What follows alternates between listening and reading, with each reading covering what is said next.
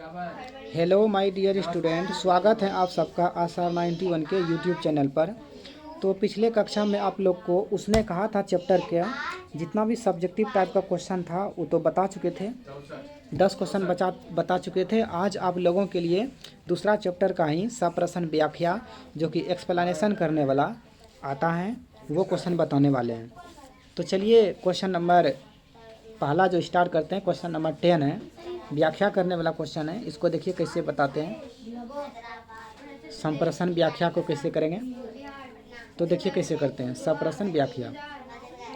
देखिए क्वेश्चन कहता है, पहले क्वेश्चन को पढ़ लेते हैं, यानी किसका व्याख्या करना है। क्वेश्चन है देखिए, मृत्यु के कुछ समय पहले स्मृति बहुत साफ हो जाती है। जन्म भर की घटनाएं एक एक करके सामने आती हैं। सारे दृश्यों के रंग साफ हो जाते हैं।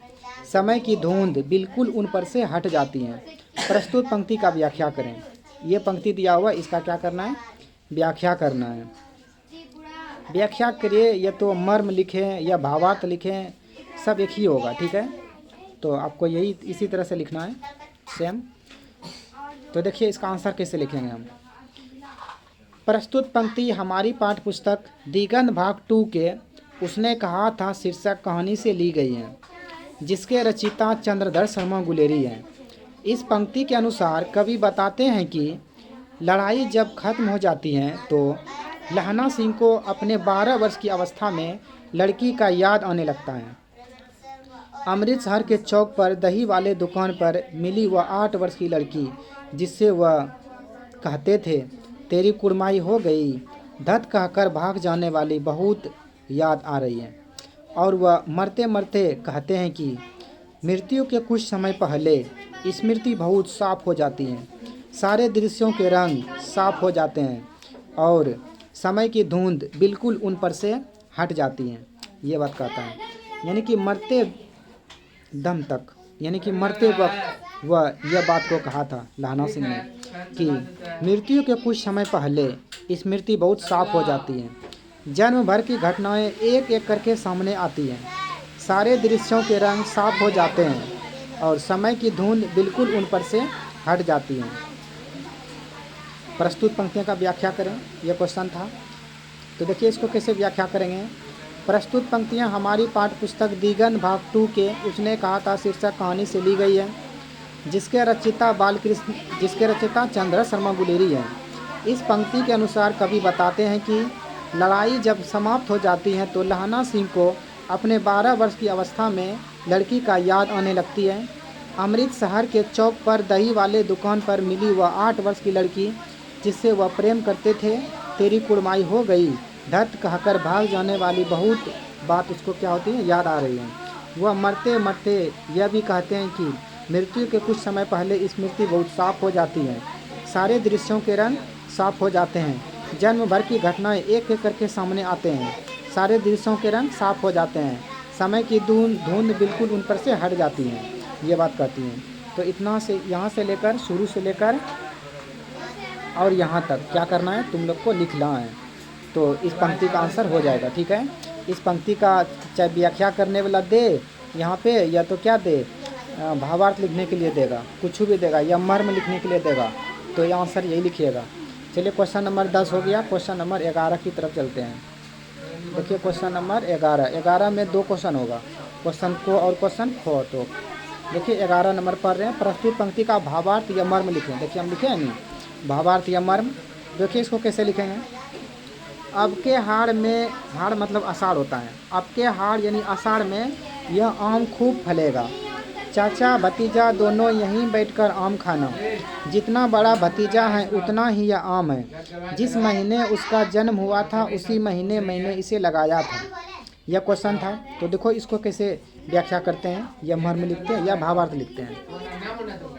प्रस्तुत पंक्ति हमारी पाठ्य पुस्तक दिगंत भाग 2 के उसने कहा था शीर्षक कहानी से ली गई है, जिसके रचयिता चंद्रधर शर्मा गुलेरी हैं। यहाँ तक तो सेम रहेगा हर क्वेश्चन का। इस पंक्ति के अनुसार कवि बताते हैं कि, यहाँ तक भी सेम रहेगा, कवि बताते हैं कि लहना सिंह बुरी तरह से जख्मी है। यहाँ पे लाना लिखा गया है, लहना होगा, यहाँ पे क्या होगा, लहना। आप लोग गलत नहीं लिखिएगा। तो कहते हैं कि, कवि कहते हैं कि लहना सिंह बुरी तरह से जख्मी था। ठीक है, बुरी तरह से क्या था, जख्मी था। तो चलिए अगला क्वेश्चन की तरफ चलते हैं। ये क्वेश्चन अभी पूरा नहीं हुआ, अगला क्वेश्चन कैसे करेंगे। तो देखिए आगे क्या है। लहना सिंह पूरी तरह से जख्मी था, उसका अंतिम समय निकट आ चुका है।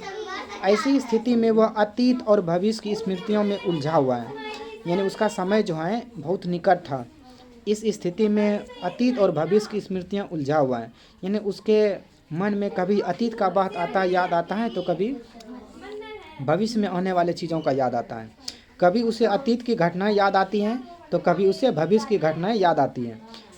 ऐसी ही एक कल्पना करते हुए वह बजीरा सिंह से कहता है कि इस बार आषाढ़ के महीने में यह आम खूब फलेगा। तुम और तुम्हारा भतीजा बैठकर खूब आम खाना। यह आम का पेड़ मैंने उसी महीने लगाया था जिस महीने तेरे भतीजे का जन्म हुआ था। यह आम का पेड़ तेरे भतीजे के बराबर है। इसको आप 2-3 बार पढ़िएगा क्वेश्चन को, तो समझ में आप लोग को आ जाएगा। चलिए क्वेश्चन नंबर कितना हो जाएगा, 11 का खो नंबर क्वेश्चन देखिए क्या कहता है। क्वेश्चन नंबर 11 का खो कह रहा है। 11 का खो नंबर क्वेश्चन देखिए यहाँ पे है। क्वेश्चन है, और अब घर जाओ तो कह देना कि मुझे जो उसने कहा था वह मैंने कर दिया।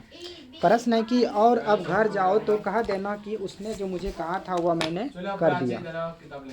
देखिए जब लहना सिंह का दम, यानी कि लहना सिंह जब मरने वाले थे तो उन्होंने सभी को गाड़ी में बैठा दिया, बोदा सिंह, हजारा सिंह को भी। और जब हजारा सिंह नहीं जा रहे थे बोला था तुम भी चलो मेरे साथ में, तुम ही कह देना जो भी कहना है। तो जो सूबेदारनी था, सूबेदारनी ने इसको क्या दिया था, शपथ दिया था, वचन दिया था कि मेरे बेटे और पुत्र की रक्षा करना, तो रक्षा किया। तो वही लहना सिंह ने हजारा सिंह को कहता है कि और अब घर जाओ तो कहा देना कि उसने जो मुझे कहा था वह मैंने कर दिया। उसने मतलब लड़की ने जो कहा था उसने क्या कर दिया पूरा। इसीलिए कहानी का नाम पड़ा है उसने कहा था। तो देखिए इस पंक्ति का व्याख्या हम कैसे करेंगे। प्रस्तुत पंक्ति हमारी पाठ्य पुस्तक दिगंत भाग 2 के उसने कहा था शीर्षक कहानी से ली गई है, जिसके रचयिता चंद्रधर शर्मा गुलेरी हैं। इस पंक्ति के अनुसार कवि बताते हैं कि यहाँ तक सेम रहेगा, ठीक है, सभी क्वेश्चन का। कवि बताते हैं कि सूबेदार ने लहना को एक दायित्व सौंपा था। कवि बता रहा है कि सूबेदार ने लहना को एक, सूबेदारनी ने होगा, सूबेदार नहीं होगा, सूबेदार ने क्यों सौंपेगा, सूबेदारनी ने, यहाँ पे नी दे देते हैं, ठीक है। यानी कि सूबेदारनी ने लहना को एक दायित्व सौंपा था कि मेरे पति और बेटे के प्राणों की रक्षा करना। लहना सिंह ने उन दोनों की जान बचाकर उसे पूरा किया, यानी उस दायित्व को क्या किया, पूरा किया। उसने घायल होने के बावजूद भी उन दोनों को गाड़ियों में भेज दिया और खुद मर गया। जब सूबेदार अपने बेटे के साथ जाने लगे तो लहना सिंह ने उसे कहा कि अब घर जाओ तो सूबेदारनी से कह देना कि उसने जो मुझसे कहा था वह मैंने कर दिया। तो ये है कहानी का नाम उसने कहा था। जिसने कहा था, किसने कहा था, लड़की ने कहा था लहना सिंह से। चलिए एक बार फिर से पढ़ देते हैं।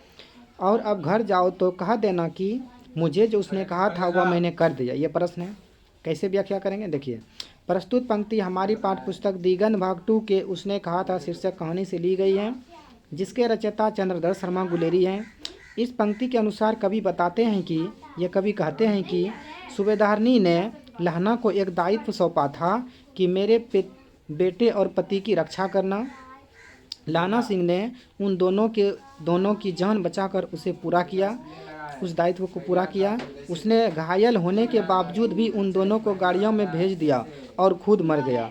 जब सूबेदार अपने बेटे के साथ जाने लगे तो लहना सिंह ने उसे कहा कि अब घर जाओ तो कह देना कि, सूबेदारनी से कहा देना कि उसने जो मुझसे कहा था वह मैंने कर दिया। तो ये क्या है, क्वेश्चन है। तो चलिए इस क्वेश्चन को भी बता चुके हैं, इसका भी पूरा हो गया आंसर, समझ लीजिएगा आप लोग अच्छा से। चलिए अगला क्वेश्चन देखिए क्या है। क्वेश्चन नंबर 11 का हो गया है।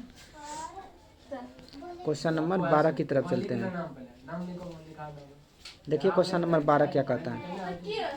आपके क्लास का ये लास्ट प्रश्न है।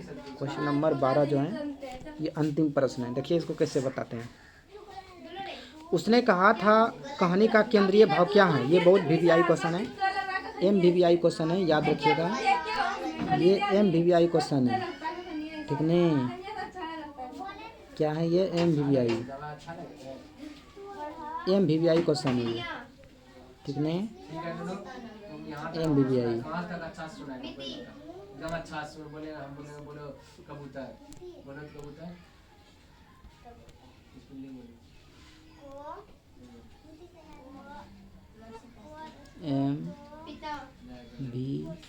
MVVI, ये MVVI प्रश्न है, इसको अच्छा से पढ़िएगा, याद रख लीजिए, ठीक है? चलिए क्वेश्चन बता रहे हैं। उसने कहा था कहानी का केंद्रीय भाव क्या है, वर्णन करें। यानी कहानी का केंद्रीय भाव बताना है। तो देखिए, उसने कहा था कहानी में लेखक ने लहना के निश्चल प्रेम को दर्शाया है। यानी उसने कहा था कहानी में जो लेखक हैं उसने लहना सिंह के निश्चल प्रेम को दर्शाया है। लहना सिंह ने उस लड़की से बचपन में कई बार एक ही बात पूछा, तेरी कुड़माई हो गई क्या? और लड़की धट कर दौड़कर भाग जाती थी। इससे यह साफ जाहिर होता है, यानी प्रतीत होता है कि लहना सिंह के दिल में उस लड़की के लिए प्रेम था। क्या था? प्रेम था। और वह प्रेम निश्चल था। प्रेम इसलिए निश्चल था क्योंकि लहना सिंह ने उस लड़की के दिए गए वचन को अपना वचन समझकर निभाया और अपने प्राणों की आहुति दे दी, यानी जान दे दी। अपने प्राण की क्या दे दी? जान दे दी। तो देखिए, इसको फिर से पढ़ रहे हैं। उसने कहा था कहानी में लेखक ने लहना सिंह के निश्चल प्रेम को दर्शाया है। लहना सिंह ने उस लड़की से बचपन में एक ही बात पूछा, तेरी कुड़माई हो गई क्या? और लड़की धत कर दौड़कर भाग जाती थी। इससे यह साफ प्रतीत होता है कि लहना सिंह के दिल में उस लड़की के लिए प्रेम था और वह प्रेम निश्चल इसलिए था क्योंकि लहना सिंह ने उस लड़की के दिए गए वचन को अपना वचन समझकर निभाया और अपने प्राणों की आहुति दे दी। तो ये क्वेश्चन को भी आप नोट कर लीजिएगा कॉपी में, और जितना भी क्वेश्चन बताएं सभी क्वेश्चन को अच्छा से पढ़ लीजिएगा। व्याख्या करने वाला क्वेश्चन भी बता दिए और प्रश्न भी बता दिए, सारे क्वेश्चन बता दिए, दोनों वीडियो आप लोग देख लीजिएगा। तो इतना तक रहने देता है। और अगला चैप्टर जो आएगा, अब आपका चैप्टर का नाम है संपूर्ण क्रांति। क्या नाम है? संपूर्ण क्रांति, जो कि जयप्रकाश नारायण ने लिखा है। वो प्रश्न उसका भी बताएंगे, ऑब्जेक्टिव फिर सब्जेक्टिव। तो रहने दीजिए आज के लिए। जय हिंद, जय भारत।